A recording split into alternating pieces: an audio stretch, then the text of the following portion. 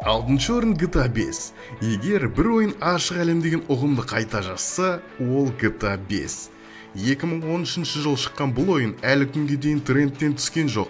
GTA 5 бұл жай ғана ойын емес, бұл әлем. Кейбіреулер оны миссия өту үшін ойнаса, басқалар жай суға түсіп, таксимен жұмыс істеп, өмір сүру үшін ойнайды. GTA 5 бізге бірден 3 басты кейіпкерді берді. Майкл, отбасынан шаршаған гангстер. Франклин, арманы бар көше баласы. Тревор, есі кеткен психопат. Үшеуінің тарихы бір-біріне қарама-қарсы, бірақ бір әлемде тоғысқан. GTA 5-те бәрі бар. Кино сияқты сюжет, комедия, драма, адреналин. Тонна мини-ойындар, онлайн режим вообще бір бөлек бір галактика. Ойындағы еркіндік таң қалдырады. Ұшақ айдау керек пе? Бәрі мүмкін. Көлік жарысы ол да бар. Тыныштық керек пе? Бірақ Тревормен жүргенде тыныштық мүмкін емес. GTA 5 бұл ойын емес, бұл өмірдің виртуалды версиясы. Осы ойын миллиондаған адамға өмірде не істеуге болмайды.